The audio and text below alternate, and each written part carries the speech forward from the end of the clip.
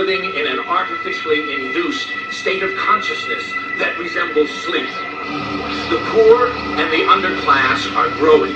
Racial justice and human rights are non-existent. We have been lulled into a trance. They have made us indifferent to ourselves, to others. We are focused only on our own gain. That is their primary method of survival. Keep us asleep, keep us selfish, keep us sedated. You're listening to Toward Anarchy on the Republic Broadcasting Network. Here's your host, Michael Storm. Welcome to Toward Anarchy. I am your host, Michael Storm. Thank you so much for joining me. It's Sunday afternoon. It's 1 p.m. Central Standard Time. And in my world, if it's not in your world, then we'll tell you how you can catch up to where we're at by moving backward. I don't know. It's some sort of weird way to travel in time, listening to people speak about the past. I like to contemplate it every once in a while and think about, who in the future will hear this, and what will they be doing when they're hearing this, and will they actually pull up their browser and try to pull along when I say go to towardanarchy.com if you'd like to follow along. And from there you can find all about the show, the fact that we do this every single week from 1 to 3 p.m. Central Standard Time across the Republic Broadcasting Network all around the world, thanks to you. You come here, you listen, and you support the show, you support the network. That's how we're able to do it. And as always, I would ask you to do that. It's what keeps us here. We can do this, right?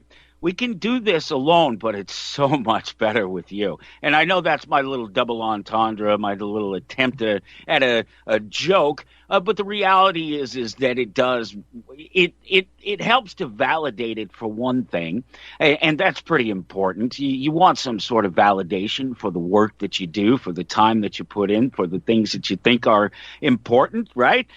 So right there on the surface. But the reality is that it costs.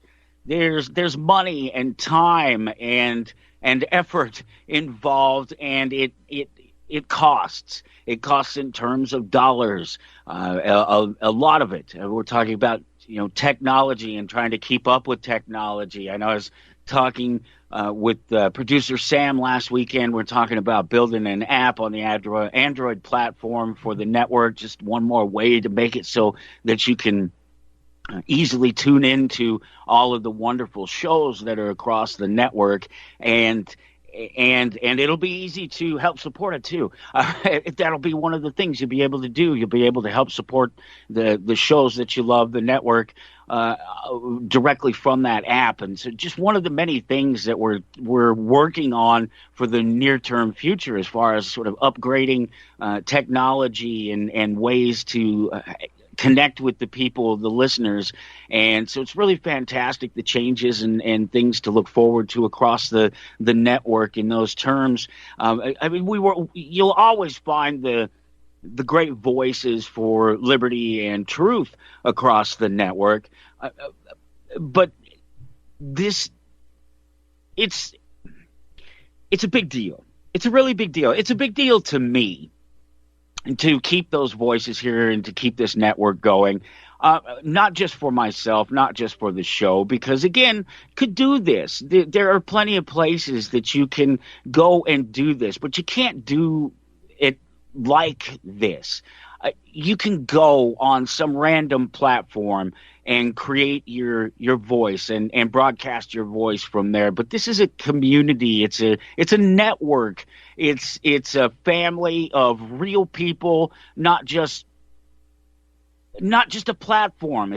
I guess that's the big difference, right? It's not just a platform. This is a place that you can come to and get what you expect when you get here, and I assume that's why you support it, or why you would support it. And to do that, just go to republicbroadcasting.org. That's the easiest thing to do. You put that in your browser.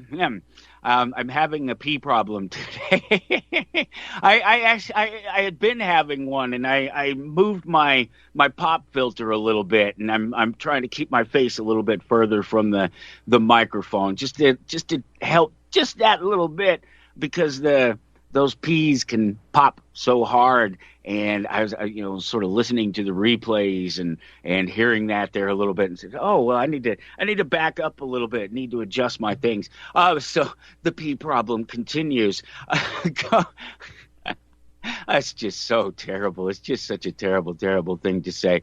Uh, Go to towardanarchy.com, and you can get to republicbroadcasting.org from there to be able to support the network. When you're at republicbroadcasting.org, there's the RBN store. It's right up there near the top, right under the banner in the middle of the page. Click on that. When you support any of the products or services, the people that are there, that's one of the areas that they're working on growing and changing, is the shop and the different things that are available across there, different products and services that are available through there. And it's a fantastic thing to think about what the future holds for the network. But the best way to support it is to do that. Click that button, go and support those people who advertise across the network and who have their products up there on the online store, because then it's just win-win. There's no, you don't have to worry about, is some of the money going to actually keep that anarchist guy on the air. I mean, I know I like the others. There's Mike, and there's just pick your favorite host across the network or your favorite show across the network. You don't have to think of it in terms like that. Is it something I do or don't like in that way? It's just win-win, because you get something for your dollar, and it goes to directly support the network. There's all sorts of wonderful things like the Blackout Coffee, and even doing something like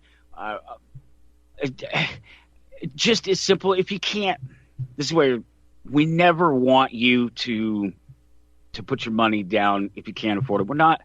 We're not asking you to do something you can't do, but there is always something that you can do for us. It doesn't cost anything, just a moment of your time, and that's to like, share, follow, subscribe, whatever that button is that makes the difference in our total numbers and the shares that we get from the network news that's there and available, to the shows itself, to the store, to towardanarchy.com, wherever you're seeing us post these things across the social media, wherever these links are coming from.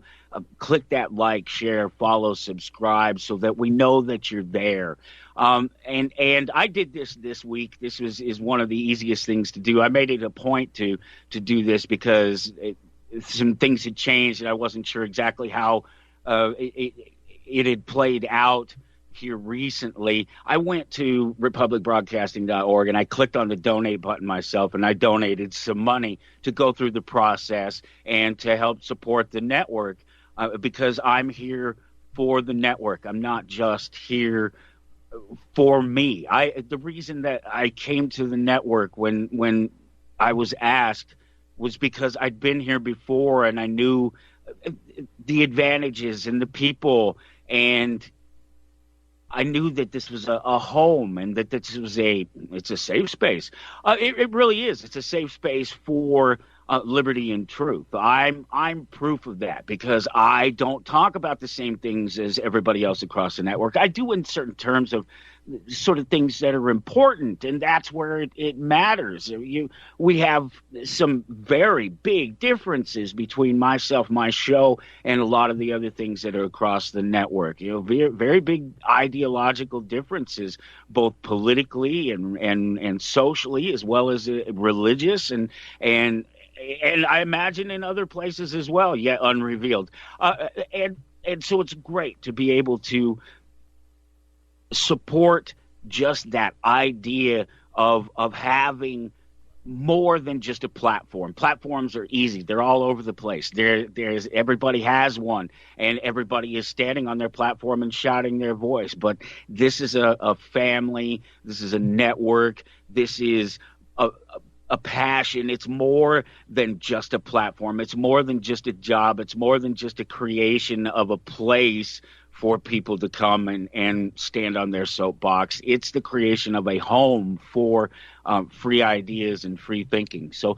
that's my long personal, because it's truly personal to me, a way to say to you to support the network, keep supporting the network. We have wonderful changes coming in the future, and I myself am so happy to be moving to become more involved myself. I'm going to help with some with the app and do some things like that, try to help with some technology and some ideas and just moving forward. And it's great to be involved with, and it's all because of you. Thank you. So let's talk about what's happening around here and just this show. That's the bigger picture there in supporting the network. You help support the show, and what we do here is I get together every week for a couple of hours, have a conversation with somebody, sometimes just myself, sometimes with you. That's why I say at the sort of coming up in about 20 minutes, we'll add Gregory V. Diehl to the conversation, and we'll talk to him about his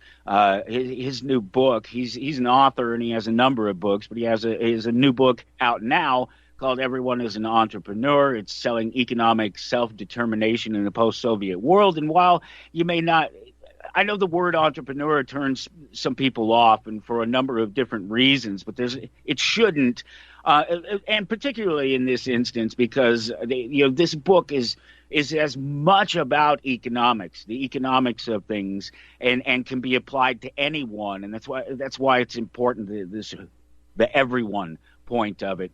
Everyone is an entrepreneur. The information, the messages, the economic truths that are inside Gregory's book are extremely important and applicable across the board, and so it's for everyone. And we will add Gregory to the conversation between you and I that we have, in this sort of first quarter and fourth quarter, and we'll talk to him about it. We'll talk about where he sees the economy going, how entrepreneurs fit in. Do they make the economy go around? Are they really truly what does it, or is it maybe the government has it right all along, and it's just changing numbers on pieces of paper and on computer screens somewhere, and causing things to flip upside down, and printing 30-40 billion dollars and giving it to people who are waging war on each other that aren't necessarily any better than the people that the war is being waged on, waged against, defended from, attacked. Neither side there's bloody hands and stupid ideas on both sides. But no, we'll take some tax dollars and throw it in that direction and waste that while babies are going hungry, and we can have that whole conversation too. It's just the whole baby formula thing. Just stop feeding your kids that crap and go back to feeding children. I get it. There's some people who can't.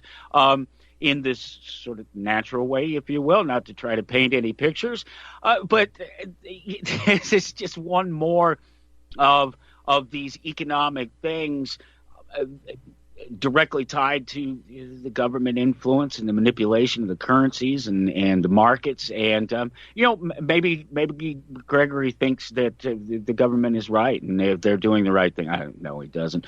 But we'll find out about that. We'll talk to Gregory. We'll add him to the conversation here in about 15 minutes.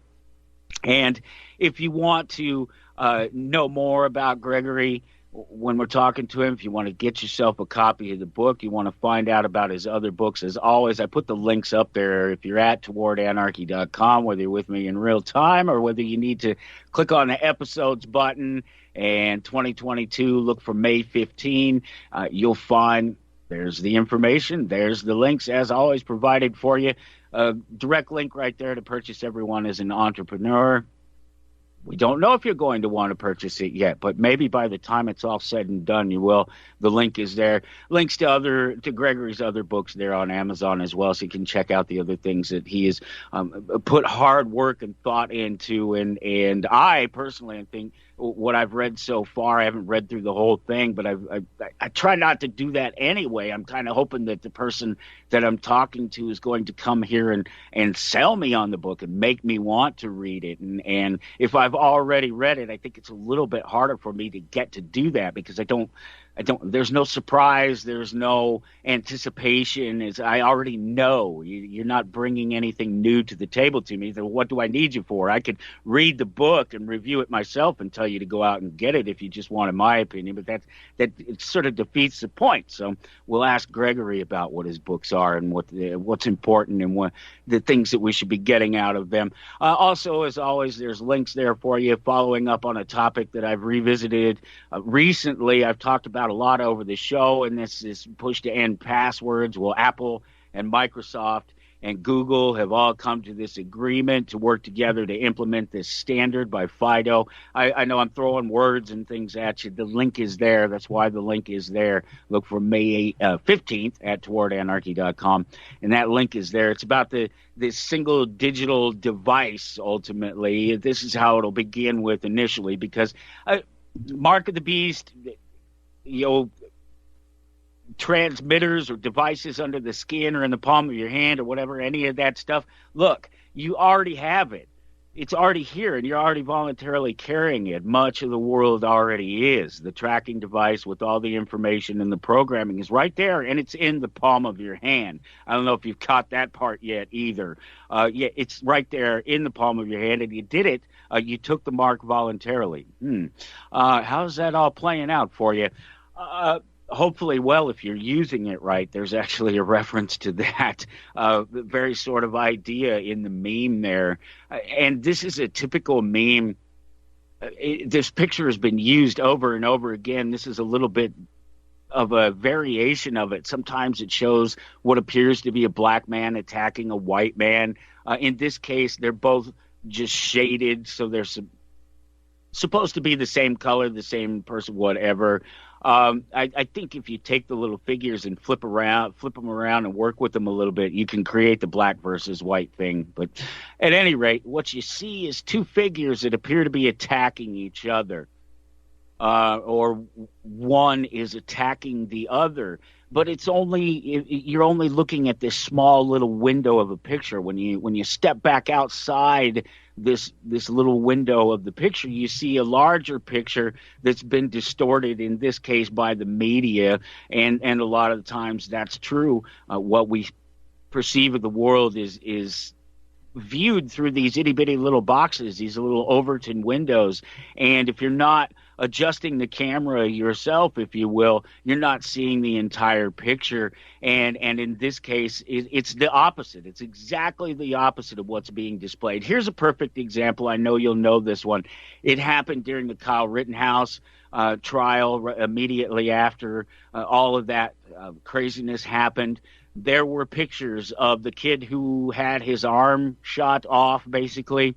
He was the one with the pistol who came up behind Kyle and tried to assault him, and Kyle turned around and shot him in the arm. And the picture, every time I saw it in the mainstream media, it was cropped, and all you could see was his wounded arm. But if you actually back out of the picture, you get the full picture, you see that he's still holding his gun in his wounded arm, in the hand of his wounded arm.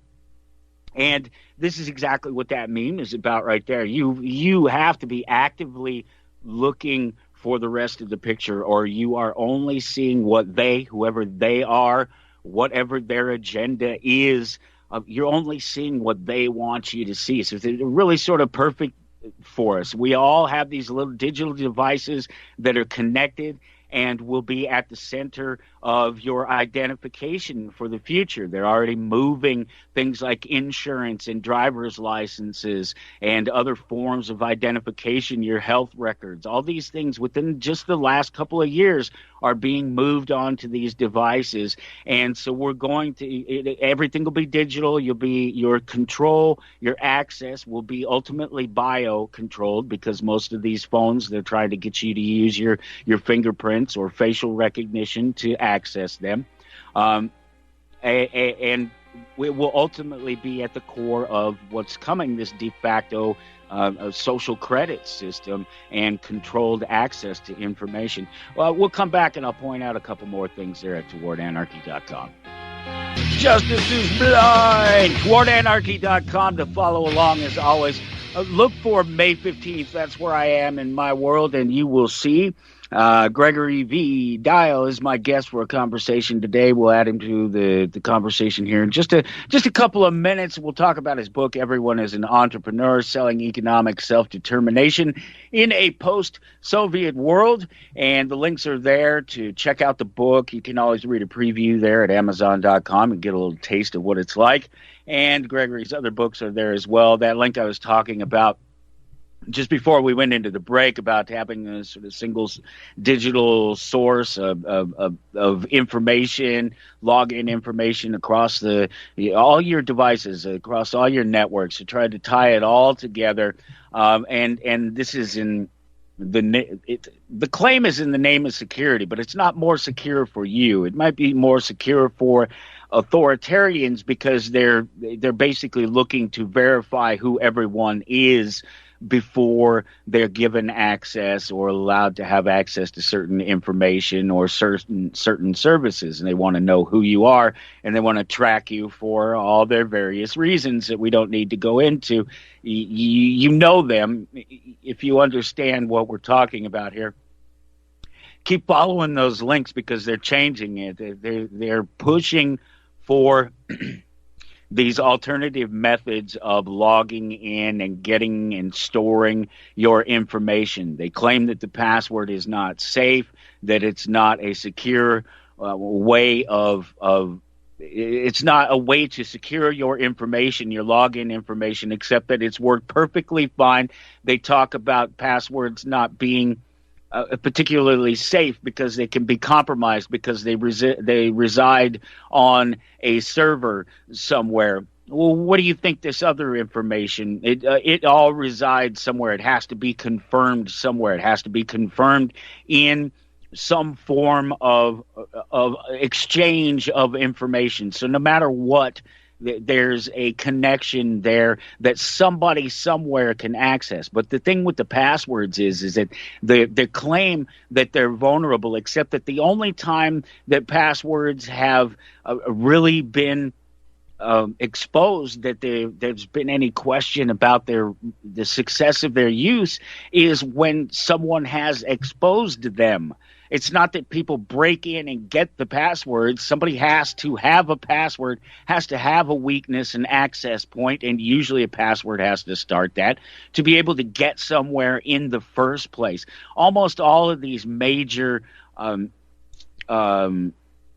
there was one not too long ago. I wish I could remember exactly what the details were, but they do this all the time. It's a method of gaslighting. They blame it on the users when it's actually a person inside the company that exposed the information, that exposed the passwords, that gave out information, company secrets, whatever it was, to allow somebody to access the passwords that resided on that server.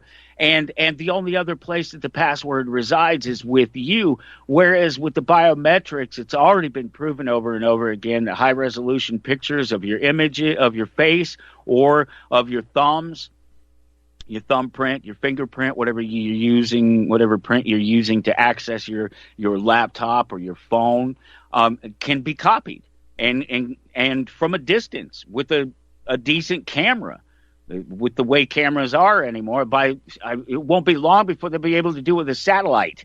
You walk outside and lift your hand up in the air for 1 second, throwing your, is it raining? You go to catch a raindrop, and they have your whole entire palm print and all of the data, and can access everything that's accessed by everything that's in your magic little hands and in your palm right there. Just once again referencing that sort of mark of the beast thing.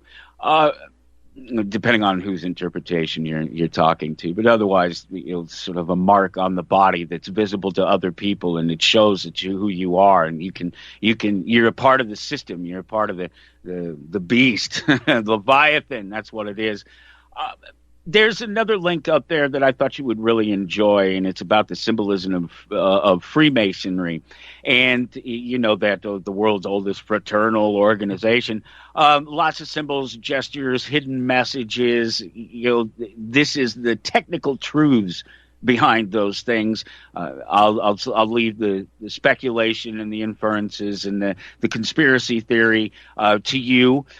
I have my own understanding of these things. I find them to be low level importance. You know, these things may be true, may not be true. Doesn't matter. It's what's really happening that's much more important, and what you're doing about that, and what you're doing to counter that, in terms of pointing fingers. It doesn't do a lot of good to point fingers. Nobody ever really pays for it. How many Epsteins do we have to deal with? He pays some sort of price in a way, but all of these other people, these people that protected him, these people that he worked for, ultimately, none of them are paying for it. None of them have been exposed, as it were.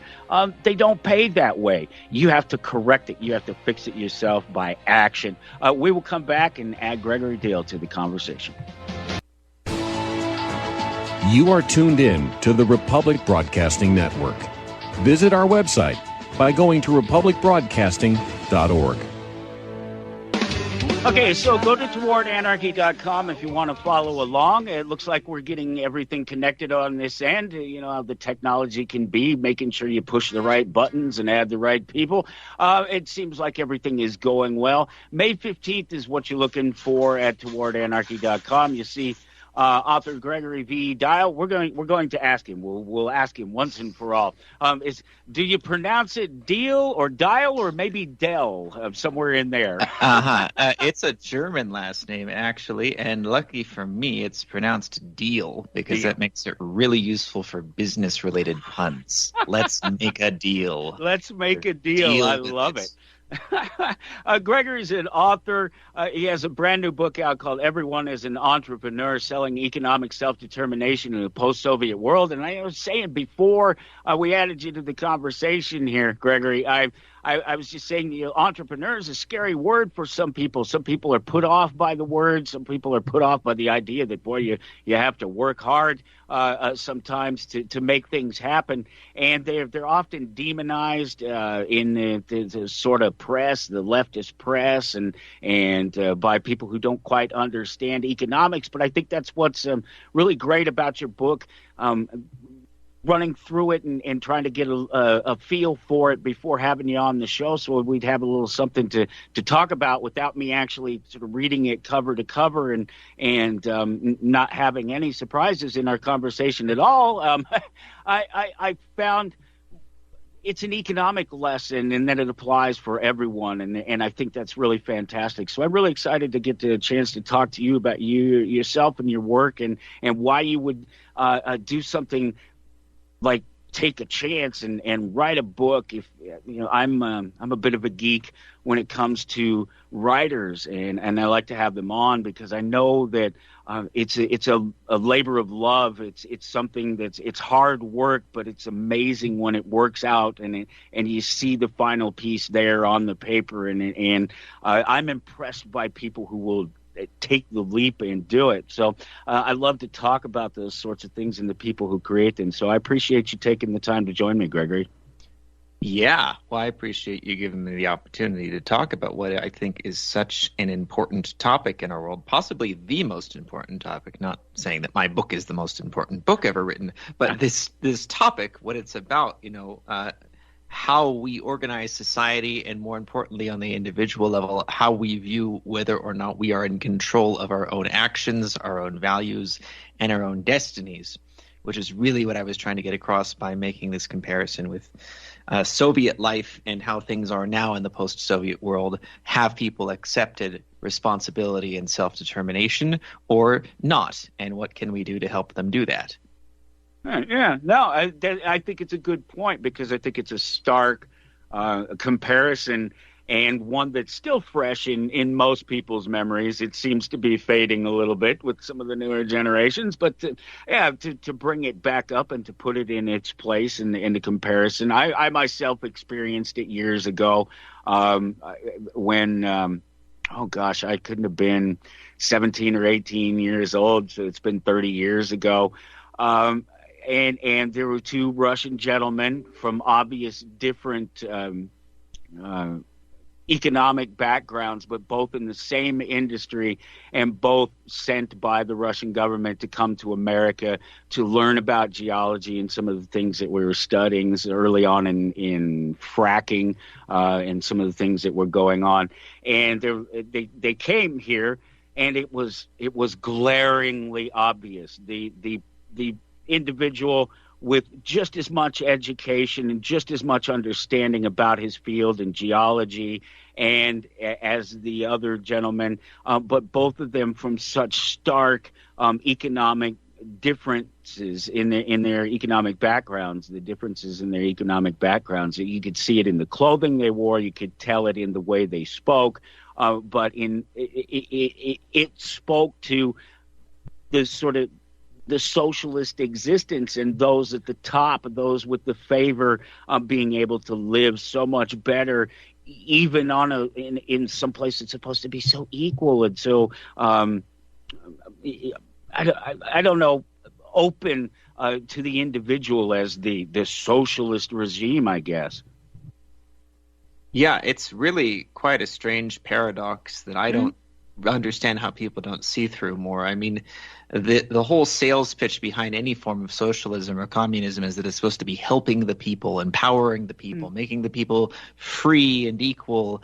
And everything it does is about taking choices away from the people, right? It's astounding, because you cannot control the economic choices of individuals without controlling every choice they make, because in a certain sense, and this is the point I try to make in the book, every choice you make is an economical choice. Yeah. If you artificially limit how people are allowed to produce and consume various forms of wealth, you are artificially constricting how they think, how they choose what they care about, what kind of food they'd like to eat, what kind of clothing they'd like to wear, what kind of things they'd like to learn about, what kind of things they'd like to produce in their profession, how they'd like to spend their recreational free time. All of those things are either direct or indirect consequences of the fundamental choice to centralize the economy and take these choices out of the hands of individuals and entrepreneurs. You're enslaving and conforming all people to just this model of what you've arbitrarily decided a human being should be. It's absolutely terrifying and dystopian.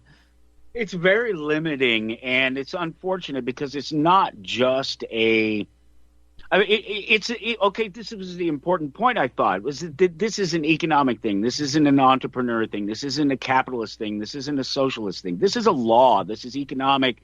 This is something that everybody should grasp and understand across the board, whether you believe in a particular economic theory or not. This is an economic fact, and then that is if you limit either by decree or by sort of emotional blackmail, as in sort of the case of maybe the agorists a little bit. There's this anti-capitalist thread that runs through it, and my argument is always that if you limit people's ideas, if you limit their ability to conduct business in any terms that they want, then you are not you yourself, whatever you present yourself to be, agorist, capitalist, anarchist, whatever, slap some other name on it, you are ultimately not allowing those individuals to make their own decisions, their own economic decisions. Yes, and there are no decisions that are not economic. Yeah. Again, which is the point I'm making. If you ban people from working in a certain profession, or from charging a certain price for something, or from owning more than a certain amount of something, you are limiting their decisions to express themselves, to pursue their own concept of happiness and meaning, whatever it is, their own security in life. And actually, it's funny that you keep using all these economic terms that are somewhat synonymous, but also have conflicting connotations that some people might respond very positively or negatively to. The book is about 300 pages long, and I never once used the word capitalism in it. Nice. That was a very intentional choice. I use the word capital many times. I use Sure. capital goods, talking about how we invest money to produce more wealth and so forth. But I intentionally never use the word capitalism, even though by most definitions that is basically what I'm describing in the book. Sure. And that's because I know there is a certain class of people who will have a violent negative reaction to that word, even if they would agree with the fundamental premises of all the arguments I'm making about how we choose how to spend our money, how we choose what items to purchase or not purchase, how we choose what to do with our time. All of those things are like the axioms of how an economy works, the fundamentally nature, the physics behind it that you can't ignore. And the conclusion of that, of allowing people to make these kinds of choices, is what we would call capitalism usually. But people don't like that word because they seem to have some really strange stereotypical images associated with, like, billionaires hoarding wealth or corporations in collusion with the government to stop other companies from competing with them. All of these things which have nothing to do with the axioms I'm describing, the objective nature of what an economy is and how it works. So I feel like there's actually a word for this. It's called a skunked term. When a word has become so mislabeled and misused that now the common perception of it no longer reflects what you actually mean by that word. There are several examples of this. I'll try to think of one. But go to Wikipedia, type in skunked term. I think capitalism might be a skunked term because you can no longer just have a general discussion and use the word capitalism and assume that everybody knows what you're talking about. Right. They'll have wildly different interpretations of that word. Yeah, no, and it's funny because I brought up the agorist, and there's a reason for this. It's because the creators of agorism, the progenitors, the people who are behind it now, the likes of Derek Bros and people like that, are very adamant and very clear, and it's unfortunate because it's in ignorance, it's a blind spot, it's a dividing point, that agorism is not capitalism. Well, I beg you to show me in my very clear definition of what capitalism actually is, those fundamental physical realities that make up economics that we all practice every single day, how it is fundamentally different from what it is you're doing. You're just slapping a new name on it and trying to repackage it as something else, or in the worst case, actually hide underneath this relabeling an actual hatred for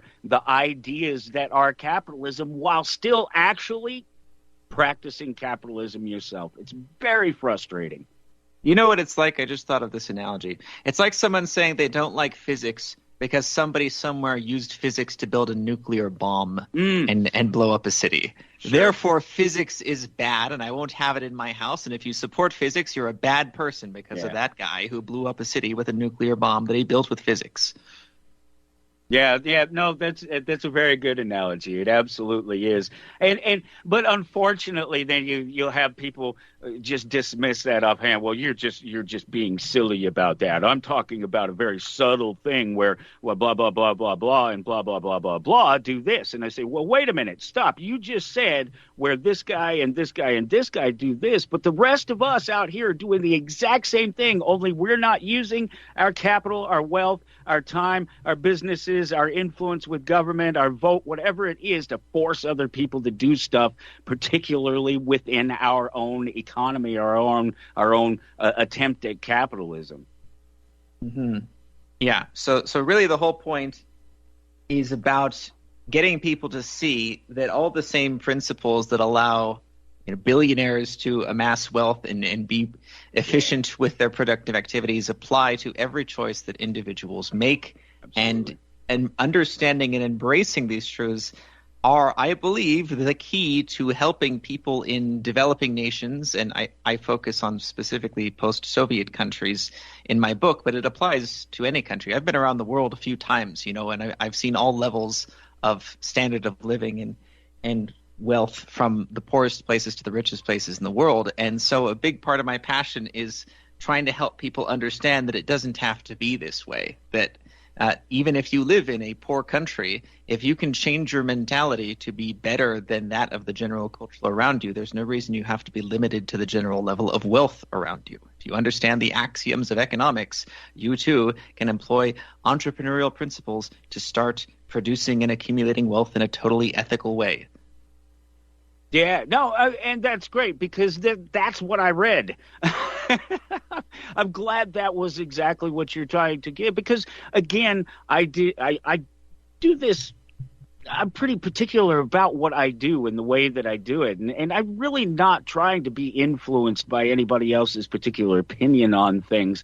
And so I approach things just like your book here with a certain blank expression. I don't want to know anything more than what it has to tell me. And in this case, I'm just sort of glancing over and getting some core ideas and an understanding of the book so that you and I can have the conversation and you can fill in the blanks for me. And this is what I got out of it, that this is exactly the importance of the book, is that we're talking about things here that are fundamental to economic functions across the board. And again, that everything is an economic function.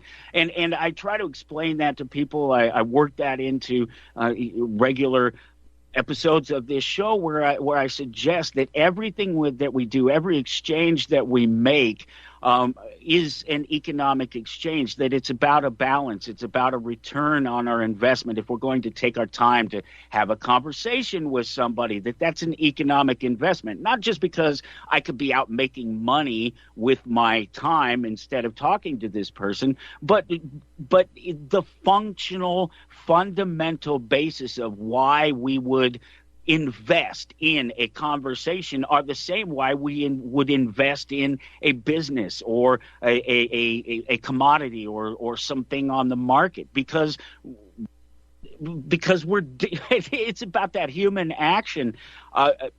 It comes easy to me. I understand it. You obviously get it. So we have to put it out there in easily absorbed terms for other people to understand. And I think that's what's great about Everyone as an Entrepreneur. There's a link at towardanarchy.com. We're about to slip off into a break here. If you look for May 15th, there you will find author Gregory V. Diehl, my guest for a conversation about his book. And the link is there. Everyone is an Entrepreneur, Selling Economic Self-Determination in Post-Soviet World. There's also some other links there as well, including a link for the rest of Gregory's books. And maybe we'll talk about some of the things, other things that you've written as well, coming up in the longer part of the second half here. And really, I'm really excited about, I want to read the rest of the book, because when I started in economics, when I started understanding really what was going on, I read a really small economic book and pretty much haven't read anything since, and that was Economics in One Lesson. And it was another one of these books that tries to really simplify what has been made into these supposedly complicated ideas. And so I really appreciate being able to look at this in terms of that, and really thinking of it as maybe being one of those next great simple economic lessons for people to pick up. We're going into that break. We'll come back and we'll pick up the conversation with Gregory V. Diehl, author of Everyone is an Entrepreneur. So this is one of these short segments right here just before the top of the hour. But Gregory, I'd love it if you would just speak about what you think an entrepreneur is, because there's people who have a little confusion about that word, scared of it a little bit. What is an entrepreneur to you? Yeah, great question. And I deliberately go out of my way to begin the book by defining that, in as far as what I mean by that word in the context of the book, because of course, if you make a claim like everyone is an entrepreneur, not even like everyone could become an entrepreneur, everyone should be an entrepreneur, but everyone is by default required to be one. What I mean is that an entrepreneur is someone who consciously manages wealth in the form of subjective value. And so nice. We could define what those words mean, like value and wealth, but if you really think about what that means, it means every choice you make is an effort on your part to manage the wealth, the value that you are in control of in your life, which we might call your property, right?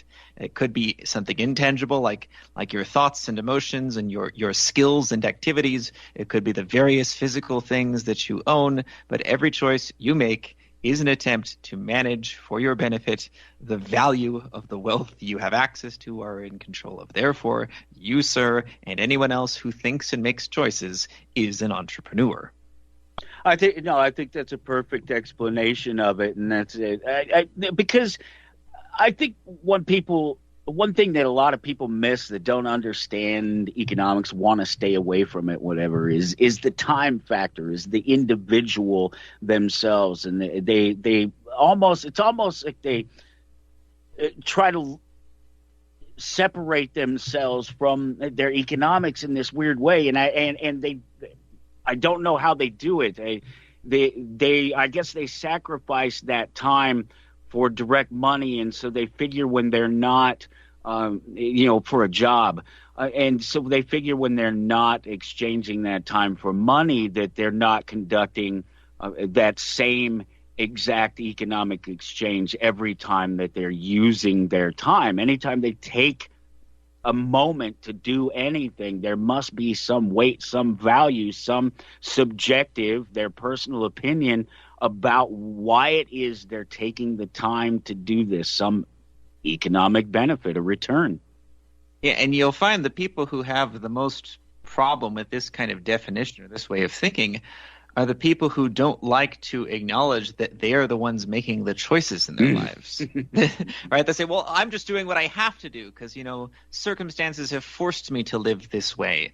It's someone else's fault. It's society's fault. It's the state of the world. It's Elon Musk or someone who, just everyone who is doing less than they will admit they would like to do will always have a narrative that explains that they were forced into this situation and it's not because of their choices. If I spend 4 hours playing video games at the end of the day after work when I could use that time, developing new skills or starting a business or something, it's because it's modern capitalism's fault for making me work a stressful job for minimum wage that I hate, that when I get home, I don't have any energy left. All I can do is play video games just to unwind. That's not my fault. No, you chose that job. You chose that salary. You chose to spend your recreational time doing those things because that was just the most beneficial thing you saw to choose. Anything else you would have chosen, from your perception, would have required more costs or more risks from you that you were not willing to accept. That's the entire equation. No, it's absolutely true. And I'm an open video game player. I do not have a problem with spending some of my time playing video games. And I admit it. Okay, we got to go into a break. We'll come right back after the top of the hour talking to Gregory V. Diehl about his book, Everyone is an Entrepreneur, Selling Economic Self-Determination in a Post-Soviet World. We'll be right back on Toward Anarchy. You're listening to Republic Broadcasting Network. Because you can handle the truth. All right, we're off into hour number 2. Go to towardanarchy.com to follow along. Look for May 15th. You see my guest is author Gregory V. Diehl, and we're talking about his book, Everyone is an Entrepreneur. Gregory, so you explain to someone, you tell them they're an entrepreneur. You tell them that their time, all their actions, that these things are economic. These are economic activities, whether you understand them or not. But here's an explanation. This is what I mean. You've explained those core things to them. They're still fighting against you. What's the next thing you tell somebody that proves the ideas? Well, it depends who you're talking to. I think what makes my book interesting and adds something new to the conversation, you mentioned before books like Economics in One Lesson or Human Action. There are lots of great economics books that really break things down to their core defining properties.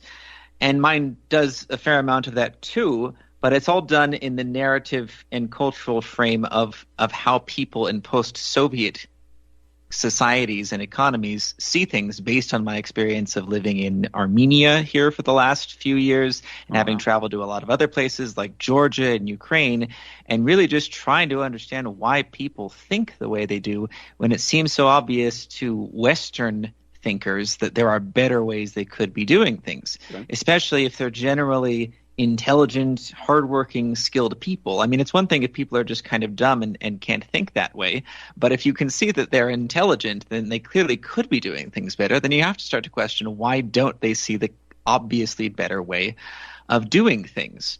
So I use a lot of anecdotes from trying to talk some sense into my neighbors here in the village where I now live, where I've had my house for the last few years, and even in the cities around Armenia. And a lot of it, in my perception, the conclusion I repeatedly come to in the book is that they have certain kinds of traumatic emotional blocks to certain ideas because until just 30 years ago, there were very, very strict communist laws in place that prevented people from even thinking a certain way, let alone acting on those kinds of thoughts. In the Soviet Union, one of the worst crimes you could commit was speculation, which they basically defined as purchasing something with the intention of it going up in value or to resell it to someone else at a profit, right? And I guess if you don't think about it too hard, that kind of makes sense. Like, oh, you're going to take advantage of people, or you're going to withhold resources from people. You're going to hoard stuff, right, that other people want, or I don't know. But if you apply that like literally on every level, what you're really saying is you cannot think about your long-term future at all. You cannot plan to save and invest and accumulate wealth in any form whatsoever, because that could be considered a form of speculation. The only choices you are allowed to make are to satisfy your immediate short-term needs, right? What am I going to eat today or this week? You know, how am I going to solve the next problem that emerges in my life as it emerges? So you're trapped into this really weird short-term way of thinking where you don't see the systemic economic reality that you're living in, how to leverage it to your advantage and everyone else's advantage. And so those are the kinds of stories where you can read me trying to talk to these kinds of people and explain, what if you spent your money on things like, tools that you could use to build things? Because like my neighbors have like carpentry skills, and a lot of them I'm hiring to refurbish my house here. And I've been paying them a pretty good wage by local standards for a couple of years. And still they're always complaining that they're always running out of money. And I try to ask them as clearly and directly as I can, what do you do with the money I pay you? How is it possible that you're making more money now, but you're still perpetually running out? What are you spending this money on besides just like toys for your kids and food on the table and short-term incidental things as they emerge?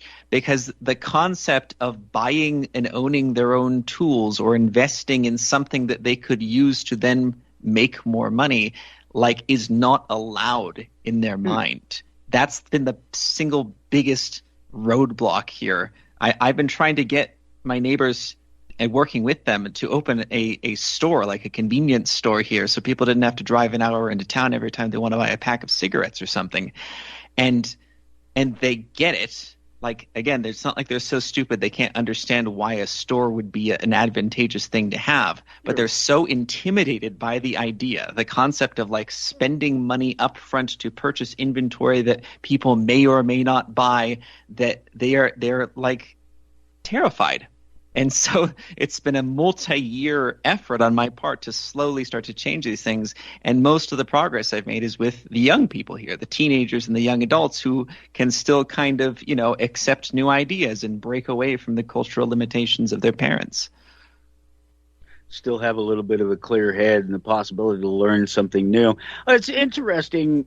You speak about it there in Armenia, but I think you would find that it's probably true here, and yet we didn't live under a communist regime, as it were. But then you break that down, what we did live under? A socialist regime. Mm-hmm. Yeah, well, that it's interesting how even in the West and in developed nations where we should quote unquote know better, we still make many of the same cognitive and economic fallacies. Yeah, absolutely.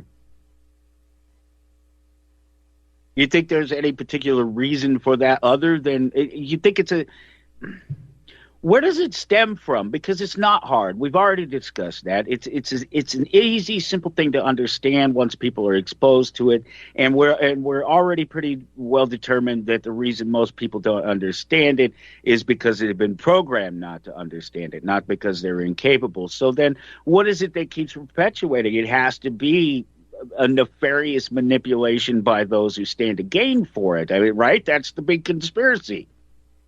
Oh, you mean like is the government conspiring to keep us all enslaved, or is this more just like a naturalistic consequence of something in human psyche about the choices we all make as individuals that lead to this conclusion? Well, that was a loaded question, wasn't it? Yeah.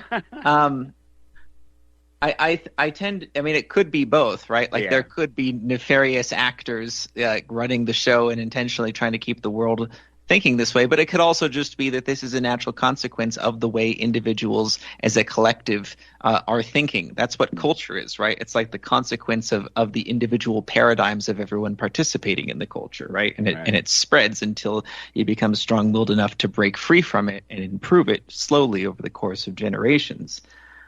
I don't know. I want to answer that I think the root of any kind of socialism or communism or centralized economic control probably comes to a lack of self-confidence in most people. Most people do not accept the idea that they are capable of making all these choices for themselves and producing the wealth they need for themselves from their own knowledge and skills and productive actions, that a certain part of their brain just automatically defaults to. There should be a higher power, so to speak, someone or something making these choices for me. And where they draw that line is totally arbitrary, and it changes from country to country, because in the Soviet Union it was like, well, only the state can produce shoes and bread for the masses, and you'd be crazy to think that individual entrepreneurs could do a better job of that. And to a Westerner, that sounds crazy, of course, because we all buy shoes and bread from supermarkets and malls, right? And it's obvious that entrepreneurs do a perfectly fine job of providing those things for us.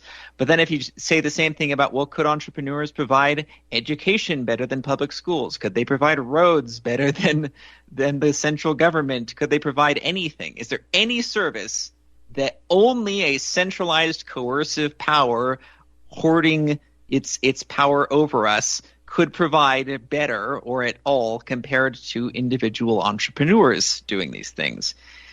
How do you answer that question? What is the special quality about whatever it is that you think only the government could provide for us through coercive means? And if you can't answer that question, the default is just to, well, this is just the way we do it. Of course, the government has to be running schools, and our kids have to go to public school, and we have to pay our taxes for this, that, and the other thing, because that's the way we've always done it. And that's no different than the post-Soviet people who don't understand why it's permissible for them to open a store or buy their own tools, because it's not permissible to think that way. That's it. It's just a weird emotional cultural reaction.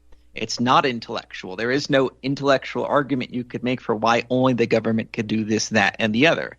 That's the point of understanding economics as a series of universal axioms. Once you do that, you see how it applies to anything on any scale. And so then the only barriers become these weird emotional cultural hangups that people still need time to work through. Yeah. I think that really sums it up quite nicely, because it's the same experience that I have here in America, talking with people, my neighbors, people who would otherwise. It's funny because as you drive down the street, that guy right there. I'm a business owner, and I'm a market player myself. That is, and I get up and I go to the market and I participate in it. I'm these things, so I see them for what they are. And what I see is a whole bunch of people running around when they can and where they can, looking to find ways to conduct their economic transactions without third-party interference, without the manipulation, without the taxation, without all of these things that come, all the baggage that comes with our controlled economy. But then at the same time, they're still sort of voluntarily paying their taxes. They're saying, "Oh, well, you should have to do this." That's selective non-reasoning. It's very weird. It's the same intellectual argument that applies to A applies to B and C as well. But for some reason, when you get to G, where government is concerned, it all of a sudden it breaks down. And I suggest that what we've done is that we've created, or has been created for us environmentally, socially, whatever, is a cognitive dissonance that for most people to break down that barrier between what's on this side of their mind and what's on that side of their mind and allow those things to converge is going to do a series of things. It's going to destroy their world. For one, it's going to tell them that they are responsible for the things that they do most of the time, that it's not the manipulations that are responsible for what they're doing, although they play a factor in it. There are other things, other reasonings, other approaches, other ways to do business, to conduct their economic transactions, whatever they be, that don't feed that system, that work outside that system, but then to see them doing it at the store, at my comic book shop, or over there trying to get the better deal, trying to pick up the taxes for me, give me 10% off, this sort of thing. Make that apply across the board. Mm-hmm. I don't know I don't know if we ever get to a point where we break that understanding for most people. I think that your book is a great effort in that, and the more people we can get materials like that into their hands, the greater understanding there'll be on it. But I just wonder, do we make that effort to make a bigger change on things, or do we just work on changing ourselves and working on our own personal economy, that entrepreneur thing? Well, even if all you ever do is learn the principles of entrepreneurship and economics and apply them in your own life to produce more wealth and find more satisfaction and happiness in life, that by itself would be a pretty good outcome, right? Even if all you do is optimize your own economic interaction with the world, you'll be much happier throughout life, right? Right. And won't my doing that and your doing that and him doing that and her doing that just ultimately make the world a better place? Right. Yeah. I mean, think about, how do most people actually learn new behaviors and new concepts? It's not usually through intellectual study and experimentation and practice. It's cultural osmosis. Most people start to think and act the way that roughly everyone around them thinks and acts, right? Unless you specifically dedicate yourself to learning something, like you want to learn a certain musical instrument, so you learn every little thing you possibly can about it, whether or not everyone around you is also playing that instrument, just because it has caught your attention and you've become obsessed with it.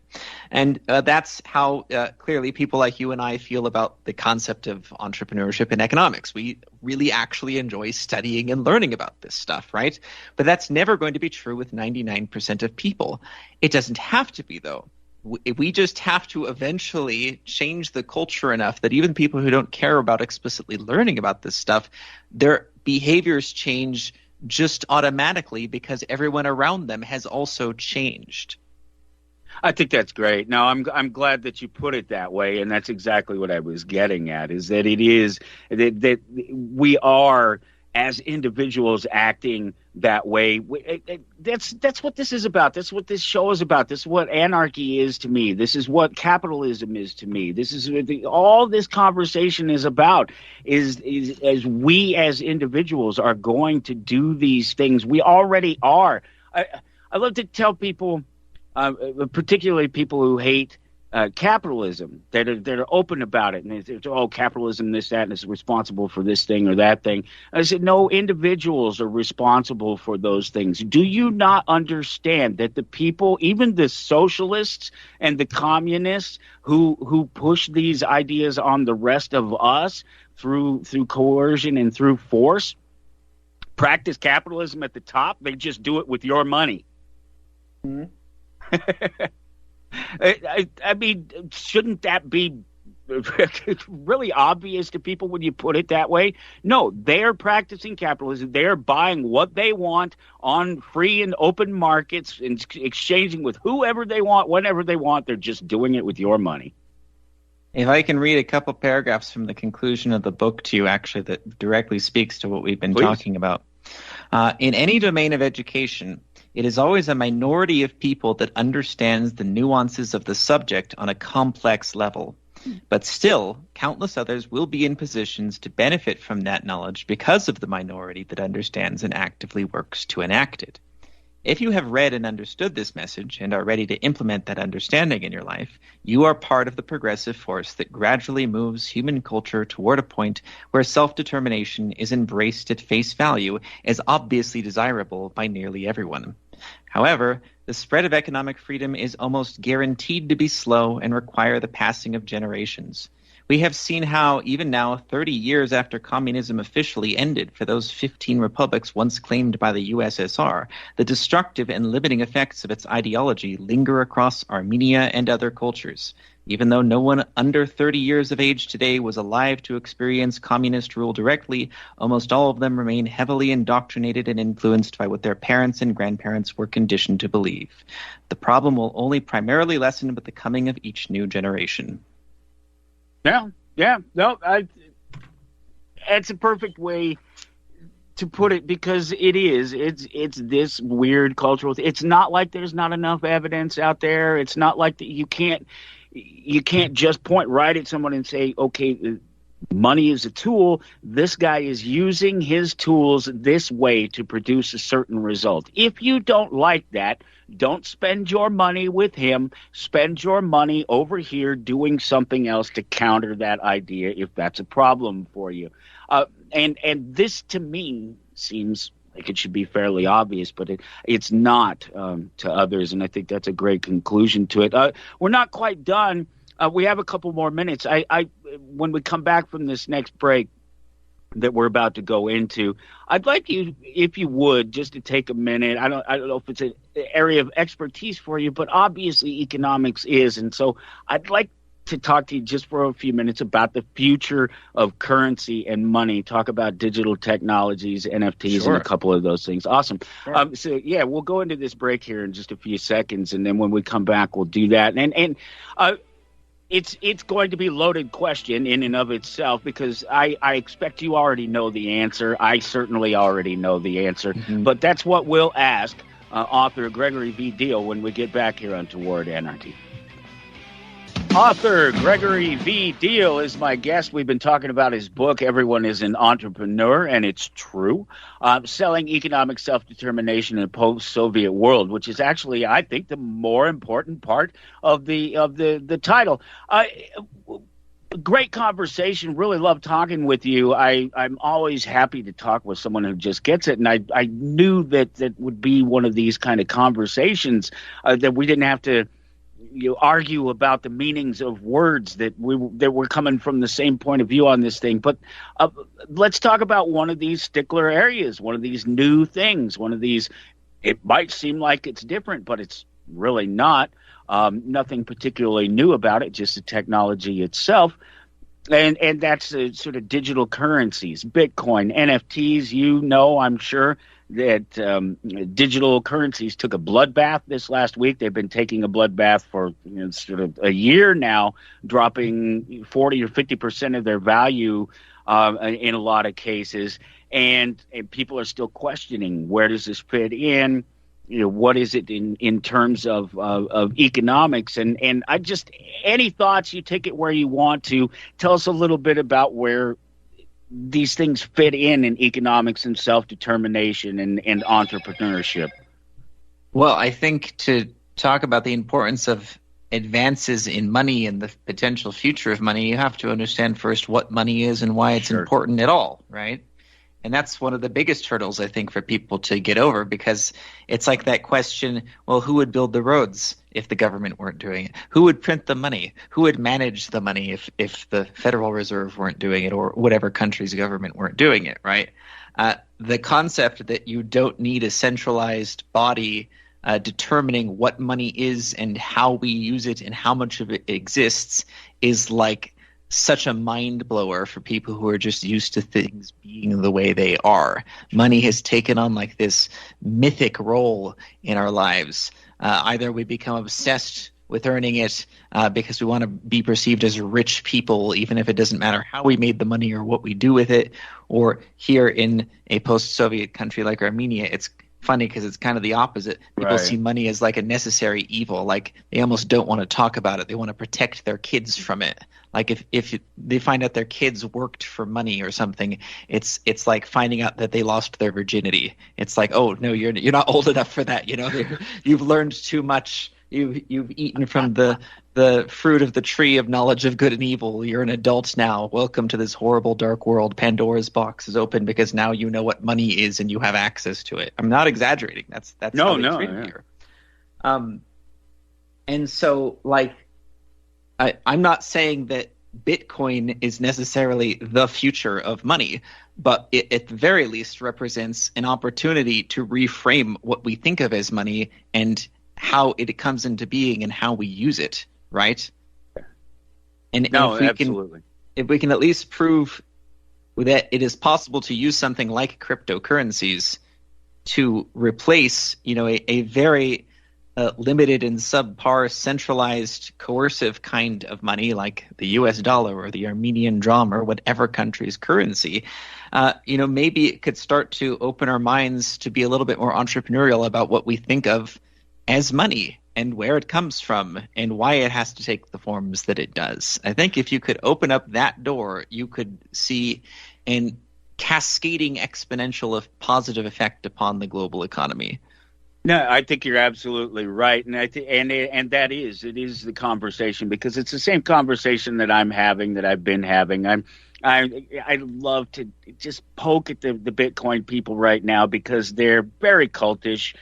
They're very much bearish, I guess, bullish, if you will, or whatever, depending on which one of them you're talking to, the ones that are for or against it. And I'm neither for or against it. I'm accepting of it. I accept that it's a reality. I accept that it is a functional currency in some ways, and that this is a sign of a new way of thinking about money and about the tool that is money. But I dial it back and I say, look, now, just like you did, right? When I ask you the question, well, what is money? We have to understand what money is, and we have to understand the differences between money and currency, and currency and fiat currency, and what these things actually mean within the marketplace, particularly in terms of, and the importance, the difference between fiat currency that's backed, and money, is that long-term potential for wealth storage that exists within them, something we hasn't been proven with Bitcoin yet. Yeah, well, that's something I talk about in the book. I say roughly that, the eternal question of civilization is, how do we accumulate and store value, right? Wealth, the nature of wealth is subjective value, as I defined it, right? Okay, fair enough. And so when anything that we use as money or as a way of storing wealth, either for exchanges or storage, is because we find it valuable and we predict other people will also find it valuable. So, the primitive answer to that question is certain kinds of valuable commodities like precious metals, but also it could take other forms as long as we could reasonably believe that other people will continue to find it valuable. And that's it. You got 2 more minutes? Yeah, sure. Okay, we'll come right back from the break and we'll wrap it up with Gregory V. Diehl. I want the truth! You can't handle the truth! You're listening to Republic Broadcasting Network. Real news, real talk, real people. Because you can handle the truth. TowardAnarchy.com. Go there. Look for May 15th. I have the links there, as always. If you would like to purchase a copy of Gregory's book, help support him in his efforts to explain these things and to plant those seeds for the future people to pick up these ideas and run with them, and to grow these ideas within ourselves and the rest of humanity, maybe for the rest of time. It'd be really nice. That's a lot to ask of your one little book there, Gregory, but I think being someone who's taken these things very seriously, but very lightly at the same time, and made just a cursory effort to understand them, I know that something simple, short, the very specific ideas like this are perfect for sparking that interest, for sparking that realization of the way things really truly are when you start looking at those fundamental truths about something like economics or a tool like money. And so I really appreciate getting the chance to talk to you, and I appreciate you taking your time, and I hope that we will get to do it again. And I just wanted to give you a couple more minutes. I know I told you I'd only keep you for an hour. Just to any last thoughts or anything that you wanted to make sure to hit on that we may not have before I let you go. I think this book, I really wrote it for two different audiences. One, of course, is like my Armenian neighbors and people in developing countries, to learn to see the world from a more empowered entrepreneurial perspective that is much more common in the West, the kind that we take for granted growing up in America. But also it's for Westerners, Americans, Canadians, Europeans, to try to get a global perspective on how other people think in different cultures in ways that just seem probably alien and backwards to them, and try to appreciate the cultural hurdles that prevent people from progressing personally and economically, right? Because I think when you start to get this kind of on the ground perspective, which I tried to share in this book, you'll understand much more why certain countries are in the state that they're in, or certain people just can't seem to break out of their fixed level of earning capacity and standard of living. Because I really do believe the problem is primarily cultural, and this book hopefully will give you an enhanced global perspective on what that's really like for people in other parts of the world. Well, I think you're doing a fantastic job with it. If that's the goal, I think so far so good, because it's really truly everything that I have I guess you'd say, assumed that we're talking about here, and why we had to have the conversation. So once again, I really appreciate it, and I appreciate your time. Thank you so much. Yeah, check the book out on Amazon if you're interested, or reach out to me at GregoryDiehl.net. My last name is spelled Diehl. That's perfect. I will. I'll go ahead and add that link up there to the page that I share as well. So when people go to towardanarchy.com, they'll find all of those links as well. And again, thank you so much. And let's do it again sometime. Let's chat again. Absolutely. All right. You take care, Gregory. Thank you so much. All right, so just to finish up things here, wrap up the last of the show, another amazing conversation. It's just weird how these things work. So I don't know. I wish I could explain it in some other way than it just happens, because it doesn't just happen. There's a lot of work that goes into it, but it's all very sort of natural, and so it feels right and it feels good, and the conversation goes in the direction that you really expect it to. I don't know any other way to do it.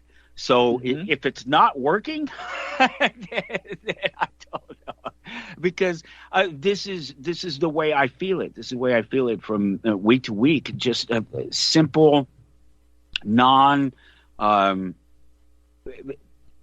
not challenging in any way. The only thing that we talk about every week, from week to week, that is considered any kind of a challenge at all, is changing ourselves and changing our own outlook on these things. I talk about how easy it is to have the conversations with Dr. Dean Lloyd, who'll be back 2 weeks from today. I talk about how easy those conversations are, and it's not to be dismissive of the ideas that we're talking about. It's that it's that it's not an overcomplicated process.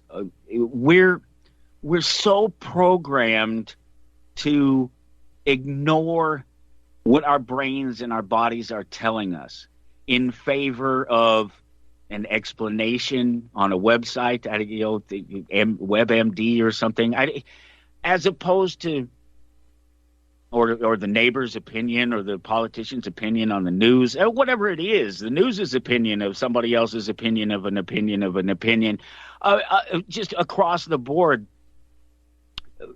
We find places that we're told that our individual self isn't as important as what's going on around us and the things that are happening around us. And I beg to differ. I think it's important to understand that the things that are going on around us are all about individuals, even in the larger group perspective of things, even when you're talking about organizations and societies, that we're still talking about individuals, and that none of these things exist without individuals. And it seems so easy, such a simple concept to understand, but then everybody wants to extrapolate, to project, to use any other method of dismissing individual responsibility and individual power for the sake of the collective in so many different. I can't even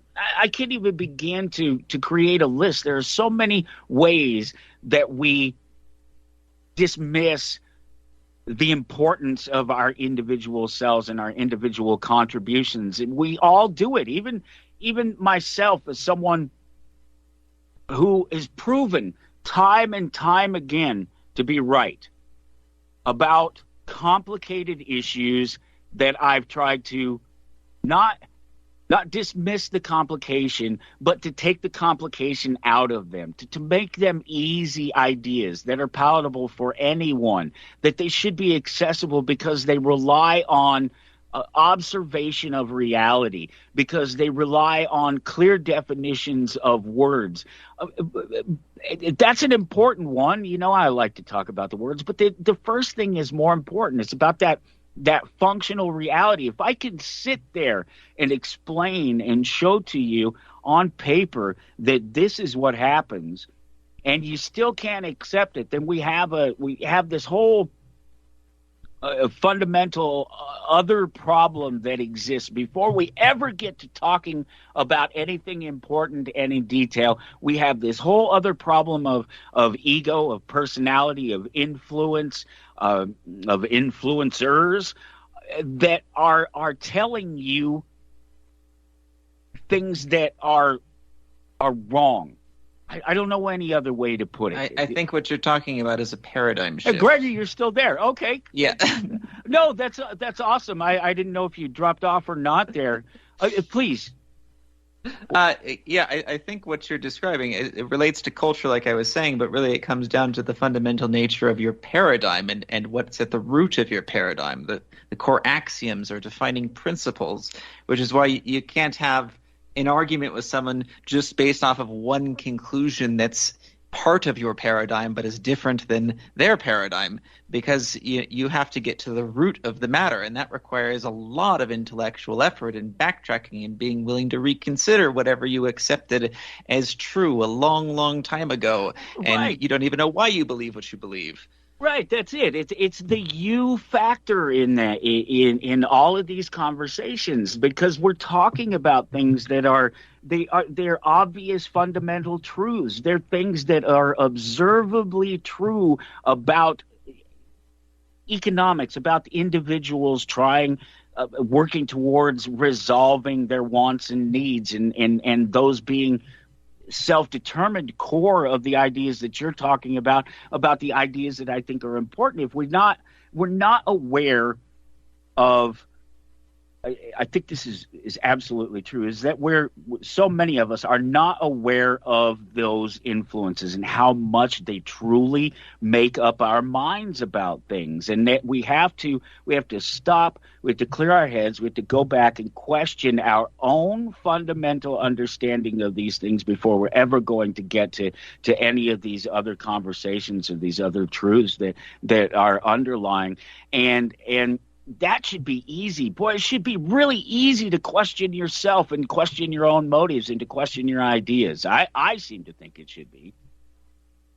Yeah, in an ideal world, that's how it would be. But in the meantime, we just have to slowly chip away at the cultural iceberg that keeps people locked into ways of thinking.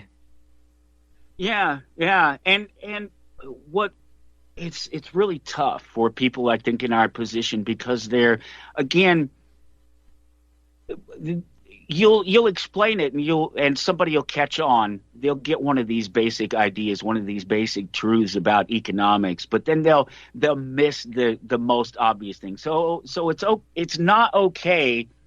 We all know it's wrong, that there's something wrong with somebody interfering in our individual transactions on day to day. You wouldn't want somebody to step in the middle and say, well, all right, you guys are doing this deal now, I want 10% off the top just for standing here and listening to you guys talk about it, but then still not see that in terms of authority, that because these people have always been there, because these institutions, these ideas have always been there, they've created such an almost impenetrable fortress of ideas, that as soon as you get past one of the barriers, there's another idea that pops up and puts its head up in there, that rears its ugly head and says, hey, but you said, well, okay, you explained that away. Well, what do we do about this? Well, you just explained the money thing. Well, what do we do about the roads? Well, what do we do about the schools? These are all fundamentally the same question that they never want to address, and that's because that would require backtracking in their paradigm and reassessing some of their core axioms of how the world works, which is just too big of a burden for most people to bear. That's right. Yeah, that's it. It's too much. It's too heavy. I guess you have to start out kind of young to maybe get. I want to try. They have to be curious. Okay. And curiosity is not exclusively a quality of young people, but it is primarily a quality of young people. Okay. I have known older people, even one of my neighbors here who's about 60, he's a grandfather. He listens when I talk about this stuff. I can see he's interested, and he grew up in the Soviet Union, but he sees that I have a different way of thinking about things and a different way of doing things. And from what he can see, it works out pretty well for me, because I'm financially stable and comfortable and my actions are effective. He listens, and he's 60, and so it's not exclusively limited to young people before they've, had a chance to form their own impressions of the world. It's about being curious enough to reconsider what might be true and explore what appears to be true. Yeah, because here's what happens is that I try to look back. This is all I can do. Because I only know me. I can assume a whole lot of things. I can believe what I'm told about other things and other people, but I know me. And I know that my own existence, I've understood these things at my core since I was a child. It didn't take anything but the very suggestion that you mind your own business, keep your hands off of other people and their stuff, to realize and extrapolate that across the board. And it's an argument that I often make on the show, that it's something that I don't understand where it disappears in our reality, in our aging, if you will, our growing up, because that's what we tell our children, right? We tell our children, don't keep your hands off the other children. Don't play with their toys. That's not your toy. You don't do that. You don't take other people's toys. And then all of a sudden, right about the age of 18, maybe, right around the time people start to vote, they suddenly forget to keep their hands off other people's stuff. Yeah, well, that's when you start living in the real world, right? which is what people say when they mean, well, this is how people do things, so this is how you must also do things. That's the real world, the way most people think and do things. I like So that. I have a question for you, actually. Sure. You know, because you said that this was always kind of obvious and clear to you, but Mhm. maybe that's only true because you grew up in the cultural conditions that you did, maybe because you had the freedom to think that way. How do you think you would have turned out if you grew up in Soviet Russia? That's a very good question. I don't know. And that's why I ask myself, because I know that a lot of what I understand, almost all of what I understand about the world is my own, purposely, because I make it a point not to spend a lot of time learning, understanding, caring what other people think about the world versus my experiencing it. And so when I settle on an idea, I mean it's a foundational thing. So I don't know how much of it is me. That is ultimately the question. Could I be still be me had I grown up in one of those other different situations? I like to think I could have,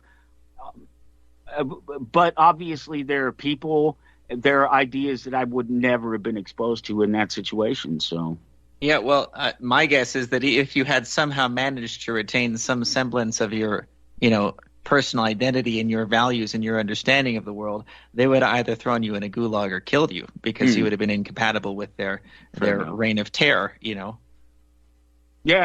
no, that's absolutely true. It would have been different. It would have been significantly different. I don't doubt, but I don't know that the outcome would have been any different, ultimately. There's always that possibility of sort of termination or the end of thought, for any number of reasons. But I think, oh boy, I don't know. I guess the thing is I like to give people credit. We talked about it earlier in the show. The idea that there's not any reason why anybody can't get or understand these things or be an entrepreneur, that they just have to be exposed to a different line of thought. And so all it takes is that one little, and that's all it took for me, even being raised without a father, without having anybody around me who was economically smart, that didn't work for the state, that didn't pay their taxes, all of these things. They didn't know about gold. They didn't understand money. They just did exactly what all those people in Armenia, all those people down the block from me here, did, and that's just go along to get along. This is what we do. This is why we do it. I found some other path in there, some magical path, and it's not. I would say very much not the influence necessarily of other people and their ideas versus just that one. The seed. The seed. That's what I love about your book. It's a seed.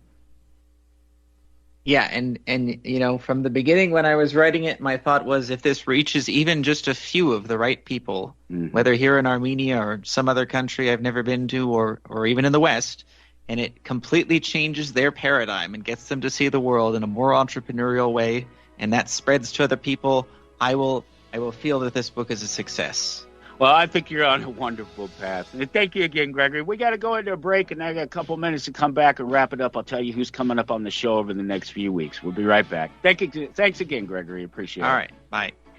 Please like, share, follow, subscribe wherever you're getting this information. Our links, the episodes, wherever it's coming from. Take that second.